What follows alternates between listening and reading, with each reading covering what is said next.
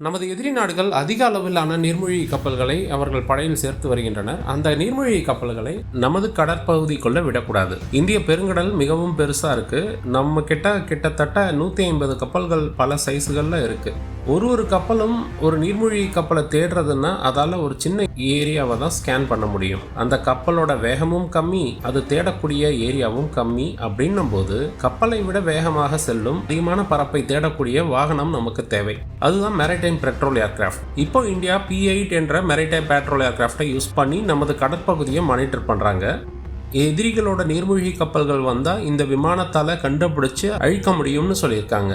ஒரு நீர்மூழ்கி கப்பலை எப்படி மற்ற கப்பலில் இருந்து அழிப்பாங்கன்னு நம்ம ஏற்கனவே ஒரு வீடியோவில் போட்டிருக்கோம். அதை இன்னும் நீங்கள் பார்க்கலன்னா அதுக்கான லிங்க் கடைசியாக தரோம். இந்த வீடியோவில் எப்படி ஒரு விமானத்திலிருந்து இது சாத்தியம் என்பதை தெளிவாக விளக்க போகிறோம். வீடியோவை கடைசி வரைக்கும் பாருங்கள். இதுதான் நீங்க இந்த சேனல்ல பார்க்குற முதல் வீடியோன்னா எங்களுடைய மற்ற வீடியோக்களையும் பாருங்க. ஆயுதங்கள் பற்றிய தொழில்நுட்ப தகவல்களை தமிழ்ல தெளிவா எல்லாருக்கும் புரியுற மாதிரி விளக்குறோம். உங்களுடைய ஆதரவை எங்களுக்கு கொடுங்க. இந்த சேனலை சப்ஸ்கிரைப் பண்ணிக்கோங்க. ஒரு கடல்சார் ரோந்து விமானம் என்பது, அதாவது மேரிடைம் பெட்ரோல் ஏர்கிராஃப்ட் என்பது, கடலில் உள்ள பகுதிகளை ரோந்து சென்று அங்கு என்ன கப்பல் இருக்கு என்பதை கண்டுபிடிச்சு அது எதிரியோட கப்பலா இல்ல தன் சொந்த நாட்டு கப்பலா என்பதை கண்டுபிடிக்கிறது அதோடைய முக்கியமான பணி.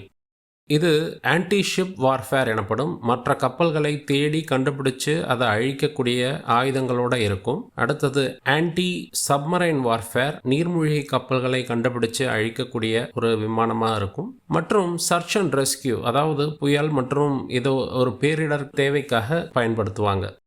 இதுவரை இந்தியா 4 விமானங்களை பயன்படுத்தியிருக்காங்க. அவை கோவா மற்றும் சென்னை அருகே உள்ள அரக்கோணத்தில் பயன்படுத்திட்டு வந்திருக்காங்க.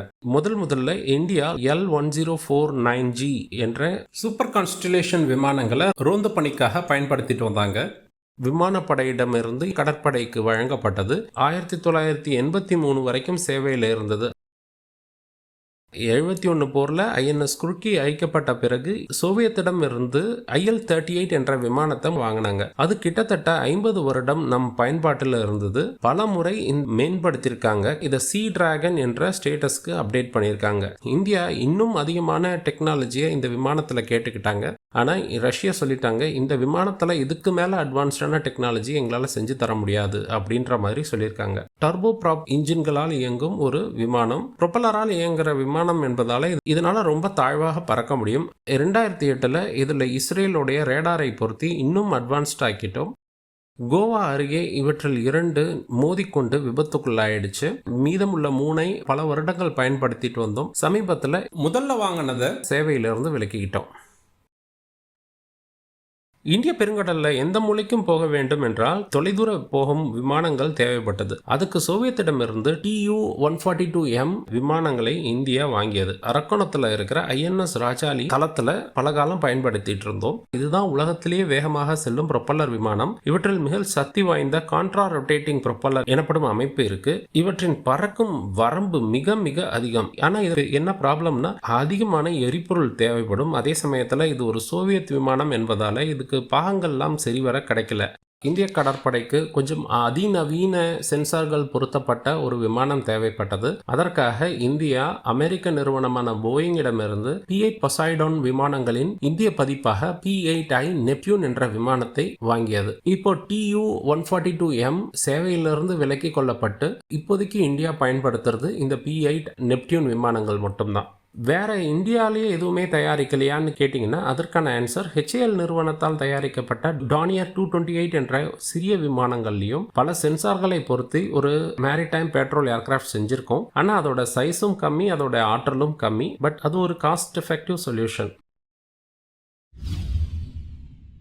சரி, இந்த விமானங்களை பற்றி சொல்லியாச்சு. இந்த விமானங்கள்லேருந்து எப்படி நீர்மூழ்கி கப்பல்களை கண்டுபிடிப்பாங்க, எப்படி அதை அழிப்பாங்கன்னு இது வரைக்கும் நாங்கள் சொல்லலை. அதை இப்போ பார்ப்போம்.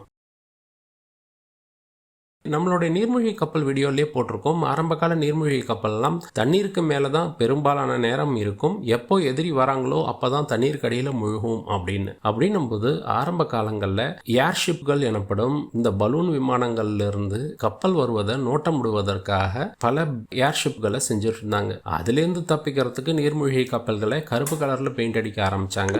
ஏர்ஷிப்கள் உள்ள குறை என்னன்னா, இந்த ஏர்ஷிப்களுடைய அதிகபட்ச வேகமே 150 km/h அப்படிங்கிறது தான். அப்படின்னும் போது ஒரு இடத்துல இருந்து இன்னொரு இடத்திற்கு ஏர்ஷிப் வருவதற்குள்ளே இந்த நீர்மூழ்கி கப்பல் அந்த இடத்தை விட்டு நவுந்து போயிருக்கும். அப்படின்றதுக்காக வேகமாக செல்லும் விமானங்கள் தேவைப்பட்டது. ஆனா அந்த காலத்து விமானங்களுக்கு அதிகமான ரேஞ்ச் கிடையாது. அப்படின்னும் போது படகுகள் போன்ற அடிப்பகுதி கொண்ட சீ பிளேன்களை அதிகமாக பயன்படுத்த ஆரம்பிச்சாங்க.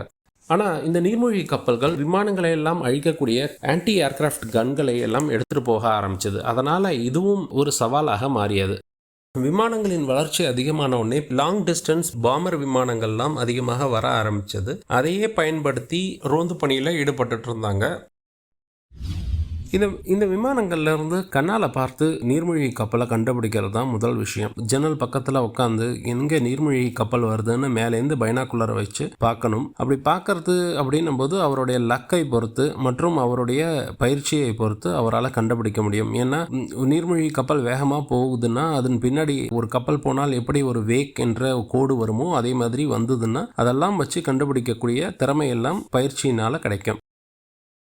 காலப்போக்கில் கேமராக்கள் பொருத்தப்பட்ட பல யூனிட்டுகள் வர ஆரம்பிச்சது. இதுவே இரவுல ஒன்றும் தெரியாதே, அப்போ இந்த விமானங்கள்லாம் இரவுல பயனற்றதா அப்படின்னு கேட்டிங்கன்னா அதற்கான ஆன்சர் இதில் இன்ஃப்ராரெட் மூலம் இரவில் கடல் மற்றும் இந்த நீர்மூழ்கி கப்பலில் உள்ள வெப்பத்தின் டிஃபரன்ஸை பொறுத்து நீர்மூழ்கி கப்பலை கண்டுபிடிக்கக்கூடிய அளவிற்கு இதில் இன்ஃப்ராரெட் சென்சர்கள்லாம் இருக்கும். இதில் எலக்ட்ரோ ஆப்டிக்கல் கருவிகள் இருக்கும். இதில் முக்கியமானது ஒன்று இந்த ஃபார்வர்ட் லுக்கிங் இன்ஃப்ராரெட் சென்சர் என்ற கருவி. இது இந்த உருண்டையான டூம் வடிவத்தில் இருக்கும். பல திசையில் திருப்பி அதுக்குள்ள இருக்கிற அந்த இன்ஃப்ராரெட் கேமராவால் எல்லா இடத்துலையும் பார்க்கலாம்.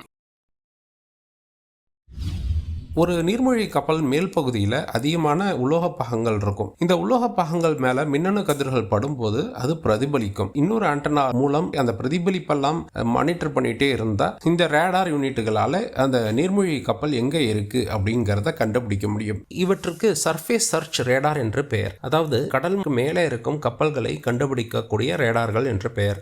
இதை தான் இன்றளவும் நமது விமானங்கள்ல பயன்படுத்திட்டு வரோம். ஒரு விமானத்திலையும் அட்வான்ஸ்டு ரேடார்கள் இருக்கும். உதாரணமா நம்மளுடைய IL-38 மற்றும் TU-142Mலையும் பாத்தீங்கன்னா விமானத்தோட அடிப்பகுதியில ஒரு டூம்குள்ள இந்த ரேடார் இருக்கும். பெர்க்யூட் என்ற ரேடாரை இந்த விமானங்கள்ல பயன்படுத்திட்டு இருந்தோம்.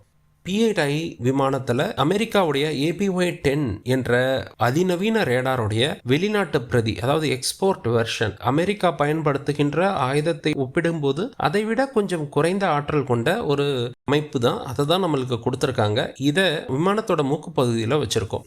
நீங்க கேட்கலாம், அடியில் வச்சிருந்தா 360 டிகிரிலையும் நம்ம எல்லா இடத்துலையும் தேடலாம், ஆனா மின்பகுதியில் வச்சா முன்னாடி இருக்கிறது மட்டும் தானே தெரியும் அப்படின்னு கேட்டீங்கன்னா அதற்கான ஆன்சர் P8iல பின்பகுதியிலையும் ஒரு ரேடார் இருக்கும். அதுக்கு பேரு APS-143 ஓஷன் ஐ என்ற ரேடாரும் வச்சிருக்கோம். இதுவும் சக்தி வாய்ந்த ரேடார். இந்த விமானத்திலிருந்து பல கிலோமீட்டர் தூரத்திற்கு என்னென்ன கப்பல்கள் எங்கெங்க நிக்குது, தண்ணீருக்கு மேல இருக்கிற நீர்மூழ்கி கப்பல் எங்க இருக்கு, ஒரு சிறிய உலோகம் தெரிஞ்சாலுமே அதால கண்டுபிடிக்க முடியும். அப்படி அந்த அளவுக்கு சக்தி வாய்ந்த ரேடார்களை இந்த விமானம் பயன்படுத்திட்டு இருக்கு. இந்த ரேடார்கள் பல மோடுகளில் பல விதமாக வேலை செய்யும். ஒரு மோடுலையும் ஒரு மாதிரி வேலை செய்யும். சிந்தட்டிக் அப்பர்ச்சர் ரேடார் என்ற வகையில் ரேடாரை வைத்தே ஒரு மேப் மாதிரி உருவாக்க முடியும். இன்வர்ஸ் சிந்தட்டிக் அப்பர்ச்சர் ரேடார் என்ற முறைப்படி அதுல என்னென்ன நகர்வுகள்லாம் இருக்கு அப்படிங்கறதெல்லாம் நோட்டமிட முடியும். இந்த காரணத்திற்காக தான் இப்போ இந்தியா சீன எல்லை பகுதியில் இந்த கடலுக்காக உருவாக்கப்பட்ட இந்த விமானத்தை எடுத்துட்டு போய் சீனாக்குள்ள அவங்க படையினரை எங்கெங்க குறிச்சிருக்காங்க அப்படிங்கிற விஷயத்தெல்லாம் இந்தியாக்குள்ளே இருந்தே கண்டுபிடிக்கிறாங்க. இந்த 3 விமானங்களில் உள்ள இந்த ரேடார்களால் தண்ணீருக்கு மேலே எந்த நீர்மூழ்கி கப்பல் வந்தாலும் அதனை கண்டுபிடிக்கும். இன்னொரு வகையும் இருக்கு, அதுதான் சிக்னல் இன்டெலிஜென்ஸ். நீர்வழி கப்பல்ல இருந்து அதோடைய கமாண்ட் சென்டருக்கு செய்தி போகணும், அதே சமயத்துல அங்க கமாண்ட் சென்டர்ல இருந்து நீர்மூழ்கி கப்பலுக்கு செய்தி வரணும். இதற்காக அவங்க மின்காந்த அலைகளை பயன்படுத்தி பல ரேடியோ அலைவரிசைகள்ல இந்த செய்தி அனுப்புவாங்க. நம்ம ஏற்கனவே ஐஎன்எஸ் கட்டபொம்மன் வீடியோல போட்டிருந்தோம், எப்படி நீர்மூழ்கி கப்பல்கள் விஎல்எஃப் மற்றும் இஎல்எஃப் டிரான்ஸ்மிஷன்கள் எல்லாம் பண்ணுது. அதே மாதிரி சேட்டலைட்டோட கம்யூனிகேட் பண்ணலாம், யூஹெச்எஃப் மூலம் ரேடியோ கம்யூனிகேஷன் பண்ணலாம். இந்த மாதிரி பல வகையான தகவல் தொடர்புக்காக ரேடியோக்களை பயன்படுத்தும். இவ்வகையான மின்காந்த கதிர்களை இடைமறித்து எந்த டைரக்ஷன்ல இருந்து எந்த திசையிலிருந்து வருதுன்றதை கண்டுபிடிச்சு நீர்மூழ்கி கப்பலை கண்டுபிடிக்கக்கூடிய பிரத்யேக சிக்னல் இன்டெலிஜென்ஸ் கருவிகள்லாம் இருக்கும். உதாரணமா இந்த IL-38ல பார்த்தீங்கன்னா இந்த விமானத்தின் மேல ஒரு பெட்டி மாதிரி அமைப்புல பல வகையான சிக்னல் இன்டெலிஜென்ஸ் கருவிகள் இருக்கும். அதே மாதிரி P8iலையும் பல இடங்கள்ல இந்த சென்சார்கள்லாம் பொருத்தப்பட்டிருக்கும். சரி, இப்ப நீர்மூழ்கி கப்பல் தண்ணீர்க்கடியில போயிடுச்சுன்னா நம்மளுடைய சப்மரைன் சீரீஸில் பார்த்தோம், டீசல் எலக்ட்ரிக் சப்மரைன்கள்லாம் தண்ணீர்க்கடியில் ஸ்னார்க்லிங் என்ற மெத்தடில் தண்ணீர்க்கடியில் ஒரு குறிப்பிட்ட ஆழத்தில் போய் டீசல் இன்ஜினுக்காக காற்றை உள்வாங்குவதற்காக ஒரு குழாயும் அந்த வெளிவரும் புகையை வெளியே தள்ளுவதற்காக ஒரு குழாயை மட்டும்தான் வெளியில் விடும் அப்படின்னு. அப்படி விடும்போது அந்த சின்ன குழாயை ரொம்ப சின்னதாக இருக்கிறதுனால நம்மள ரேடாரால் கண்டுபிடிக்க முடியாத ஒரு சுச்சுவேஷன் வந்தாலும் வரும். அப்படின்னும் போது எப்படி நீர்மூழ்கி கப்பலை இந்த விமானங்கள்லேருந்து கண்டுபிடிப்பாங்க அப்படின்னா, இந்த புகை காற்றில் இருப்பதை கண்டுபிடிக்கக்கூடிய எக்ஸாஸ்ட் ஸ்னிஃபர்ஸ் என்ற கருவி இந்த விமானங்களில் பொருத்தப்பட்டிருக்கும். இதுலேயுமே பல வகை இருக்கு. இந்த புகையை கண்டுபிடிக்க ஹைட்ரோ கார்பன் ஸ்னிஃபர்ஸ் என்ற பல வகையான கருவிகள் இருக்கு. பல வகையான ஸ்பெக்ட்ரோமீட்டர் கருவிகள்லாம் பயன்படுத்தப்படுகின்றது.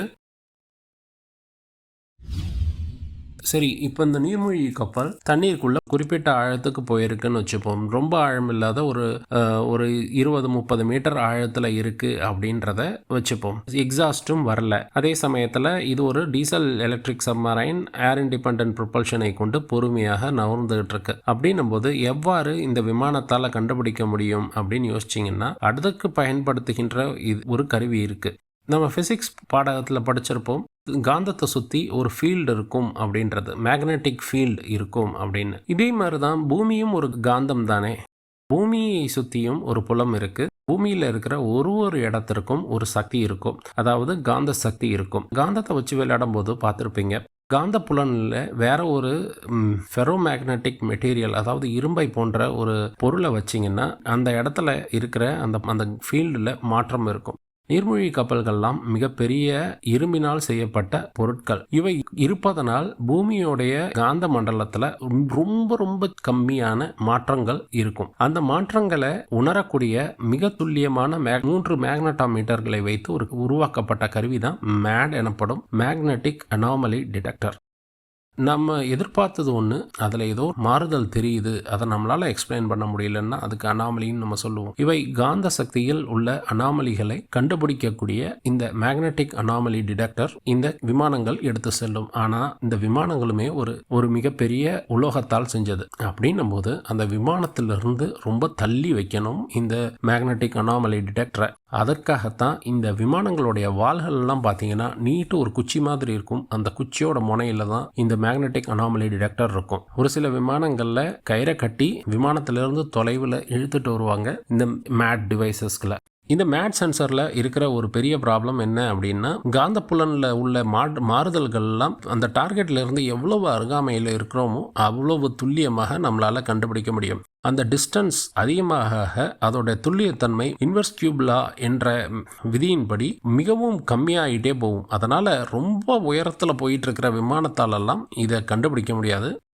அந்த கடல் கீழ் மட்டத்திலேருந்து கொஞ்சம் மேலே போகக்கூடிய விமானங்களால் கண்டுபிடிக்க முடியும்.